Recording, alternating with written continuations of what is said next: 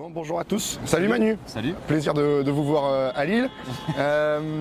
Deux mots, on va parler des sportifs nordistes, de l'actualité du foot nordiste aussi, mais peut-être deux mots sur l'équipe de France d'abord. Cette reprise des Bleus, ces deux premiers matchs, qu'est-ce que vous en pensez? Le contrat rempli 6 points sur 2 matchs en tête, 5 buts et 0 encaissé. Donc sur le plan sportif, on va dire que c'est plutôt très satisfaisant. Après les avoir quittés à la Coupe du Monde et sur cette finale perdue. Après, dans le contenu contre l'Irlande, il y a beaucoup de choses à dire, mais finalement le plus dur a été fait. L'important c'était de gagner, donc c'était un contexte compliqué. Donc on va dire qu'il y a des joueurs aussi qui sont montrés, d'autres qui n'ont pas gagné nos points non plus, mais globalement satisfaisant. Ouais. Les footeux nordistes qui sont passés par le Nord en tout cas, Benjamin Pavard qui alors on entend beaucoup, est-ce qu'il a re-signé pour 5 ans avec sa frappe, mais globalement il a fait, Didier Deschamps lui redonne de la confiance. Qu'est-ce que vous pensez après une Coupe du Monde très difficile pour lui? Clairement. Ouais. Il a relancé clairement et il se sentait également très attendu pour ce match-là. Il a marqué le but vainqueur d'une superbe frappe.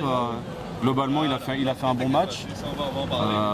Il a été en difficulté à l'image de ses partenaires à certains moments, mais je dirais que quand on est sous pression comme ça, qu'on se sent attendu à la fois par son sélectionneur, mais également par les médias, c'est toujours valorisant aussi de répondre présent, donc c'est ce qu'il a fait, je pense. Ouais. Il peut s'inscrire dans la durée, il peut se réinscrire avec l'équipe de France dans la durée. Oui, après, il n'y a pas trop de concurrence non plus à certains postes, et notamment ce poste-là en équipe de France, donc c'est bien aussi de savoir qu'il y a des garçons comme Condé par exemple, ou d'autres joueurs qui peuvent se révéler sur la durée également. Donc l'équipe de France a besoin d'avoir de la concurrence à tous les postes aujourd'hui.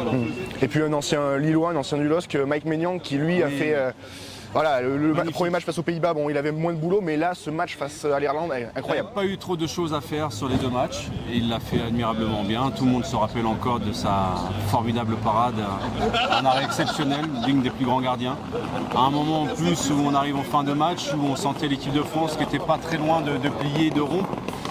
Tout le monde s'amuse à dire, à juste titre, que en fait, l'équipe de France a fait un partout lors de ce match-là. Que grâce à lui, l'équipe de France a remporté les 3 points, puisqu'on n'a pas eu beaucoup d'occasions non plus. Donc on dit toujours qu'il faut un grand gardien et un grand attaquant pour gagner les matchs.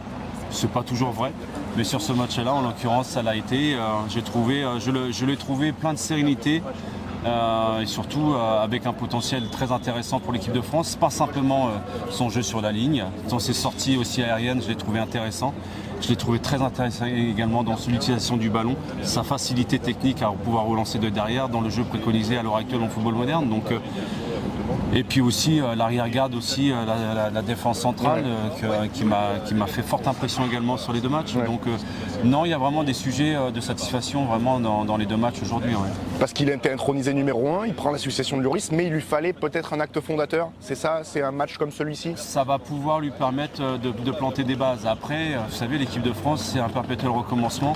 Et rien n'est jamais acquis. Encore une fois, on n'est pas dans un club, même si la concurrence existe dans les clubs, mais dans la sélection, c'est encore plus marqué. Donc, c'est pas facile non plus de succéder à Hugo Lloris.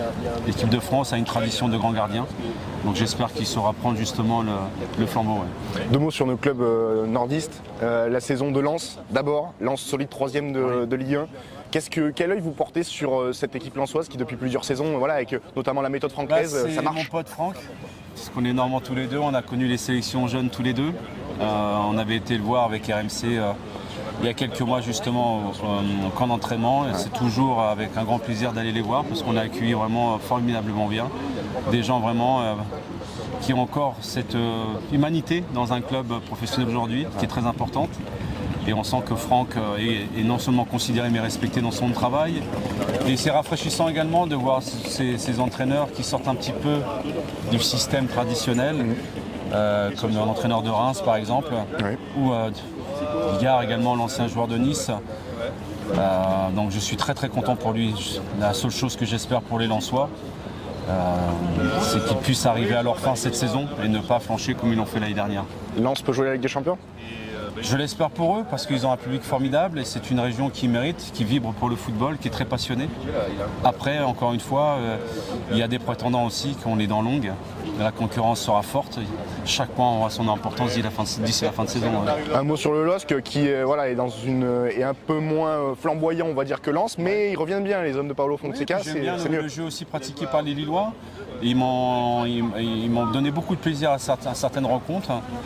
Je trouve qu'ils ont un effectif très intéressant également, avec un entraîneur aussi qui arrive à fédérer avec son idée, mais j'aime bien le jeu ouvert également, très offensif des Lillois par moment. Donc je trouve qu'il faudrait qu'ils aient un peu plus de régularité des fois dans les performances, notamment au niveau des résultats, pour pouvoir justement se mêler davantage dans la course au podium. Ouais. On parlait de Lens tout à l'heure, Brice Samba, voilà son arrivée, on parlait de l'équipe de France aussi au début. C'est plutôt cohérent qu'il soit sélectionné? C'est bien que la Ligue 1 soit récompensée. Traditionnellement, ces dernières années, même à notre époque, on avait beaucoup de joueurs qui évoluaient à l'étranger. Il ne faut pas que ça serve simplement de curseur de référence à chaque fois pour pouvoir être sélectionné équipe de France. Je trouve qu'il y a des joueurs aussi aujourd'hui qui démontrent que la Ligue 1 progresse, même s'il y a encore beaucoup de chemin à faire par rapport à des grands concurrents européens. Mais c'est bien surtout que le travail des formateurs, des entraîneurs soit récompensé. Je suis très content que certains joueurs aujourd'hui qui représentent des clubs de Ligue 1 soient en équipe de France aujourd'hui. Deux mots sur vous, pour ceux peut-être qui n'ont pas suivi votre pré-carrière. On peut vous écouter sur RMC notamment? Sur RMC Radio et à la Ligue des Champions également, donc je serai très bientôt sur les deux matchs de Chelsea-Madrid en Champions League. Ouais. Ouais. Justement, le commentaire de match, c'est une activité qui vous plaît? On voit beaucoup d'authenticité dans les commentaires?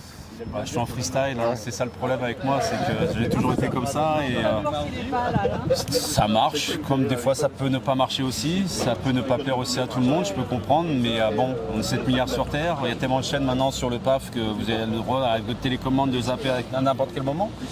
Mais en tout cas, je ne changerai jamais qui je suis, donc c'est à prendre ou à laisser, tout simplement. C'est une manière de vivre encore la passion pour le foot? Bah, moi, le match de foot, quand je le commente, c'est comme si j'étais dans mon salon avec des potes, avec une bière à la main. Et c'est ça le problème, c'est que je me rends pas compte que je suis à l'antenne des fois. Je sais qu'on est filmé en plus sur les réseaux sociaux en permanence, donc ça a été encore une fois mon étonnement lors du match de City contre Leipzig. Au bout d'une heure, je me suis rendu compte que j'étais filmé en fait, parce que je sors complètement du contexte et j'essaye de vivre le match comme un spectateur en fait. Et est-ce que vous avez d'autres projets en dehors de RMC, des médias? À l'heure actuelle, je n'en ai pas. Je travaille beaucoup avec l'Asie, je travaille beaucoup également avec les Anglais sur la Première Ligue. Okay. Mais en France, uniquement et seulement à l'heure actuelle pour RMC. Eh bien, on peut vous écouter et vous regarder sur RMC. Merci Manu. Je vous en prie, merci à vous.